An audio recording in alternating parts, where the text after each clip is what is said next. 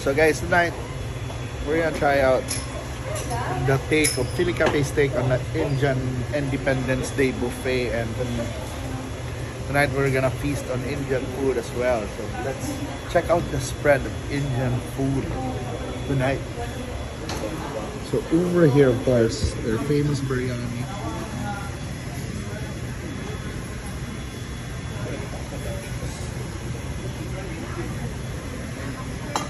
Some spices. Oh, finally the breads are coming. We also have, of course, spices. And then we have chutneys. And then we have the vegetarian dishes.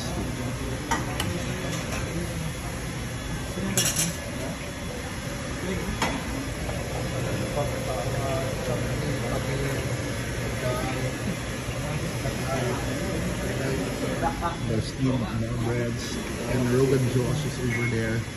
And here we have, of course, our favorite, the pani puri, samosas, we have tikki, pakora.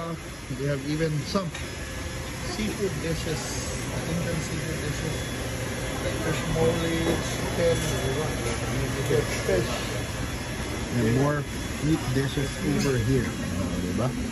We have the chicken malai tikka, we have the hariyali chicken, and of course my lamb ragdoll, my favorite. And there's the aloo gobi and rafi.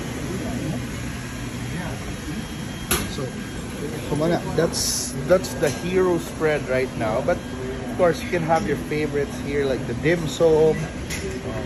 Chicken feet, one of the best chicken feet in town. Yes. Of course, steamed spare ribs. We have our shawmai,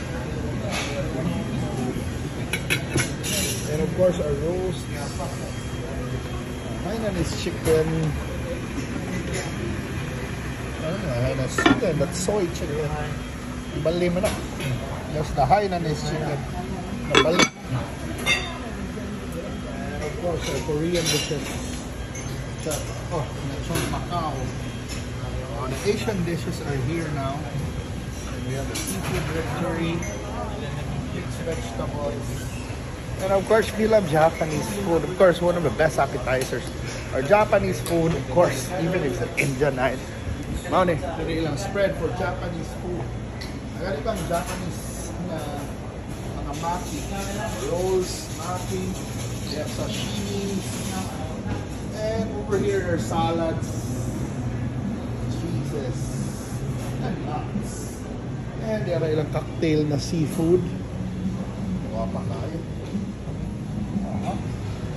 So let's explore some more of our area. So later we're gonna try out the Indian dishes. So excited na ako try. Pero masuroy sa ta, di ba? So masuroy ta. So over here, so nana mga guests dato already starting, but over here one of my favorite stations is their Sutukil station.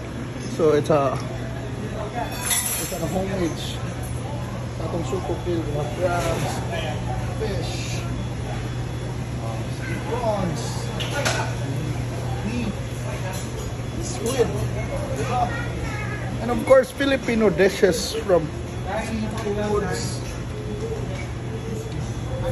And crabs, so more crabs, the mussels, and of course our favorite Filipino dishes from our mga chicken skin.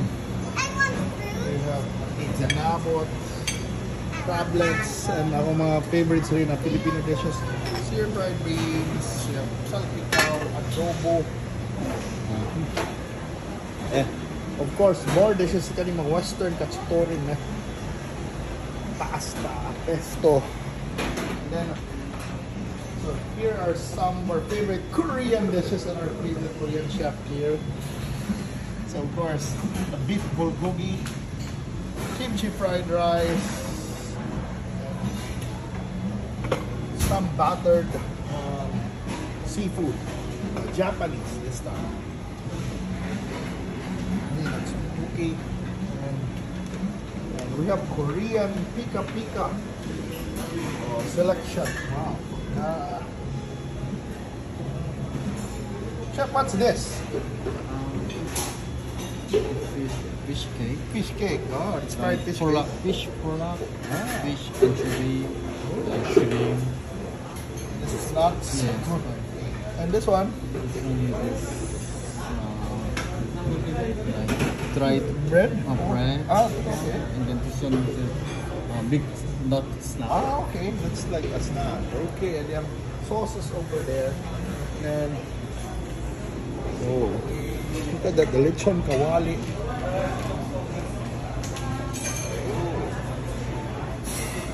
So I'm pretty excited. I don't know if we're gonna put what they're gonna put over here, but pretty excited na. But before we start eating, mana mag-dessert ta.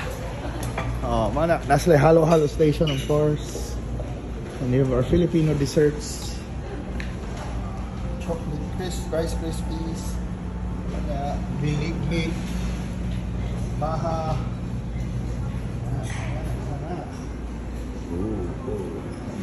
And look at their fruit selection today. Oh, diba? Now, na yung lansois, apples, and of course their regular desserts featuring our Cebu's mango. Mango gina nila, mango tapioca, mango matcha, and then their chocolates.